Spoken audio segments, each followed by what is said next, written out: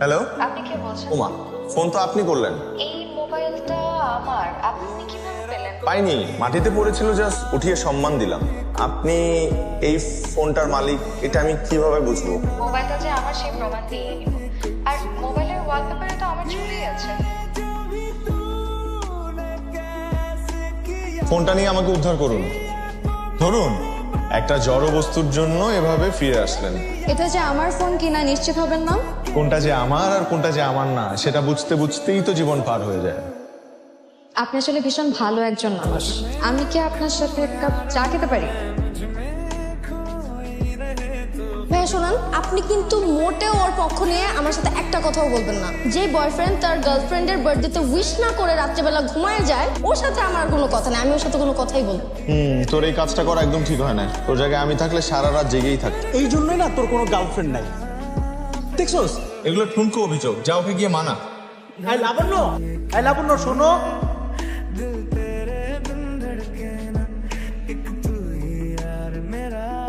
কেমন আছেন? ভালো। আপনি এখানে? এক বন্ধুর সাথে আসছিলাম।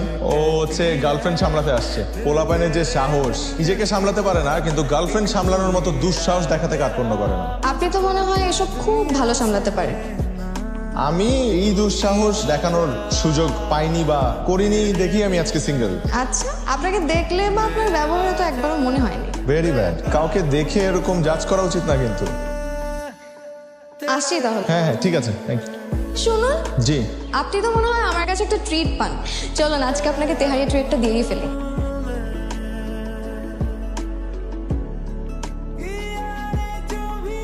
হ্যালো। আমাকে আসলে একটা সুন্দরী পরী কিডন্যাপ করে নিয়ে আসছে। কেন, তুই ছোটবেলায় পরীর গল্প শুনিস নাই? ছোটবেলায় তুই তেহারির গল্প শুনছিস কিন্তু পরীর গল্প শুনিস না। দোস্ত, আমি আজকে আর পারবো না আসতে, তুই তোর মতো চলে যা।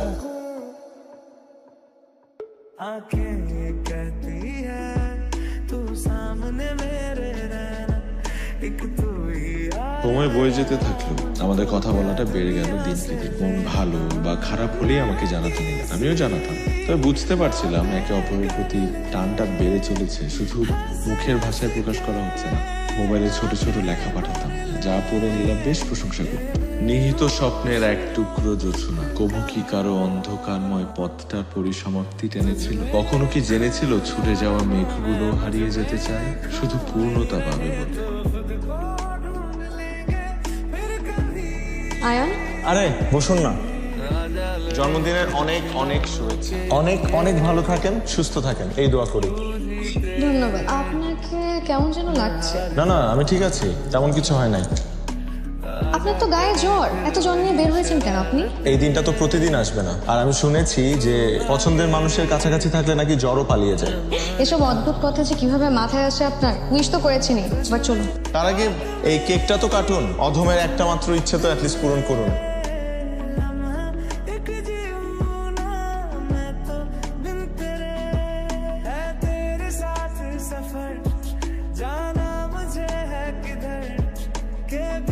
আয়ান আমার বাসায় বিয়ের জন্য চাপ দিচ্ছে। কোথায় কোন আমেরিকার প্রবাসী ছেলে ডাক্তার রিয়াপুর বিয়েতে দেখে পছন্দ করেছে। আমি বাবাকে অনেক কষ্টে রাজি করিয়েছি, কিন্তু তুমি তো কোনো গুরুত্বই দিচ্ছ না। আয়ান, এইবার অন্তত বাসায় আমার কথাটা বলো। বাবার ভয়ে যদি এরকম আজীবন চুপচাপ থাকো তাহলে কিন্তু পস্তাতে হবে। ঠিক আছে, শুধু একটু সাহস সঞ্চয় করছি, আমি আজকেই বলবো। মনে থাকে জানো, আজকেই বলবা। আজকেই বলবো। ভয় যে কেন পাও তুমি? বাবা, মানে আমি আরে এত আমতা করছিস কেন? তুই তো একটা পুরুষ ছেলে না, পুরুষের মতো বোল্ড হ। না বাবা, কিছু বলবো না, এমনি আসছিলাম। হ্যালো। বাসা জানিয়েছো? না, এখনো জানাতে পারিনি, তবে জানাবো।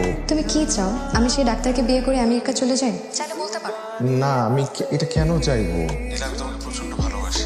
এখন আমি কিভাবে নির্লজ্জের মতো বড় ভাইয়ের বিয়ের আগে নিজের বিয়ের কথা বলি? তুমি কি বলবে আমি জানি না, কিন্তু বাসায় না জানানো অবধি তুমি আমার সাথে কোনো প্রকার যোগাযোগ করবে না। ফোন রাখি। মা ব্যস্ত? না রে, কিছু বলবি? হ্যাঁ, তোমাকে একজনের ছবি দেখাবো। ছবি? কার ছবি? মাশাআল্লাহ, আমার ছেলের পছন্দ আছে বলতে হবে। মা, এখন তোমাদের ওর বাসায় যেতে হবে। এখন মানে তোর বড় ভাইরই তো বিয়ে হয়নি। মা, ওর বিয়ের জন্য বাড়ি থেকে খুব প্রেসার দিচ্ছে, তুমি প্লিজ একটু ম্যানেজ করো না।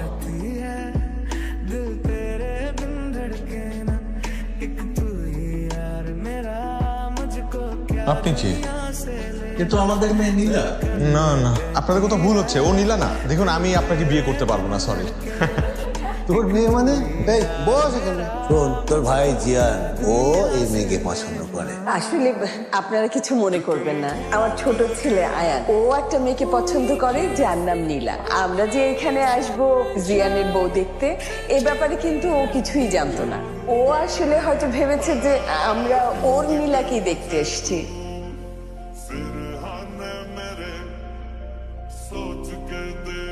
হ্যালো, অনেক বড় ঝামেলা হয়ে গেছে নীলা। এতক্ষণে ফোন দেওয়ার সময় হলো তোর?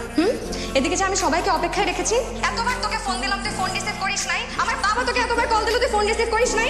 ওটা আঙ্কেলের নাম্বার? শোন, তোকে আমি বিয়ে করব না। তোকে সামনে আমি পেয়ে দিই, তোর পিঠে চামড়া বের করে আমি আমার হাজবেন্ডের ওয়ালেট বানাবো। নীলা নীলা নীলা, আমার কথাটা একটু শোনো। এখানে অনেক বড় একটা ঝামেলা হয়ে গেছে। আমি অন্য নীলার বাসায় চলে আসছি। যে নীলা তুমি না, মানে আমার বড় ভাই আরেক নীলাকে পছন্দ করে। আমি ভেবেছিলাম যে নীলা তুমি নীলা। নীলা, আমাকে মাফ করে দাও প্লিজ। তুই থাক তোর ভুল নিয়ে, তুই ফাইজলামি করছিস এখন আমার সাথে। আল্লাহ হাফেজ, তুই আমাকে আর ফোন দিবি না, ফোন দিবি না আমাকে, খবরদার। নীলা,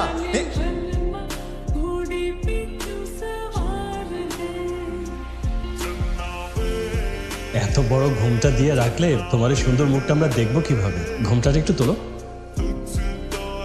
আমরা আসলে কখনো কোনো মেয়েকে কপালে 2 টিপ পড়তে দেখিনি। আব্বা। আব্বা? আপনাকে আব্বাই বলি। আসলে হয়েছে কি জানেন, আমাকে সবাই বলেছে বিয়ে ঠিক হওয়ার পর থেকে কপালে 2 টিপ পড়তে, এতে নাকি স্বামী আর পরবর্তী বংশধরের মঙ্গল হয়। এখন আপনার নাতি নাতিরা ভালো থাকবে, এটা আপনি চান না আব্বা? ঠিক আছে তোমার কথা, বাট আমি ডিউকের ভাই আর আমার ওয়াইফ। নীলা, কি চাতা বলছিস? অব হতে যাবে কেন? তোর পাত্রের বড় ভাই। আপনার লজ্জা করে না? বয়স্ক একজন লোক এত ছোট একটা মেয়েকে বিয়ে করতে আসছেন। আপনারা কি শুরু করছেন? আমি পাত্র না, আর পাত্রের বাবাও না। ভাই সাহেব, আপনারা সরি, আমাদের আসতে একটু দেরি হয়ে গেল।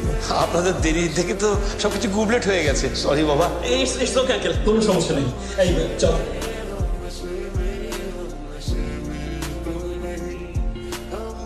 বাহ, বেশ মানিয়েছে দুজনকে। কালারটাও সেম সেম। কি বলেন ভাই সাহেব? ঘটনা হয়েছে, আজকে আমরা আরেক বাসায় গেছিলাম, আরেকটা মেয়েকে দেখি। আমার বড় ছেলে, ও থাকে কানাডায়, ও ওই মেয়েকে পছন্দ করে। ঘটনাচক্রে ওর মেয়ের নামও হচ্ছে কি নীলা। এখন এই নীলা ওই নীলার নামে নামে বিভ্রাট ঘটে গেছে। আমার এই পাগল ছেলে মনে করেছে ওর নীলার বাসায় আমি যাচ্ছি। আমি তো জানতাম না ঘটনাটা, আজকেই জেনেছি ওর মার কাছ থেকে। ভাই সাহেব, তা এখন মনে হচ্ছে আমার বড় ছেলের আগে এই পাগলটাকে বিয়ে করাতে হবে, যদি আপনার সম্মতি থাকে। নিশ্চয়ই নিশ্চয়ই, আমার মেয়েটাও তো আপনার ছেলেকে খুবই পছন্দ করে। আমরা আজকেই এঙ্গেজমেন্টটা যদি আরে পাগল, আমরা যে আন্টিরা এনেছিলাম, আমরা তো ওই নীলাকে পরিয়ে এসছি। এখন তো আন্টি নাই। কোনো সমস্যা নেই, শাশুড়ির আন্টি তো বৌমাদের জন্য। আঙ্কেল, আপনি যদি পারমিশন দেন।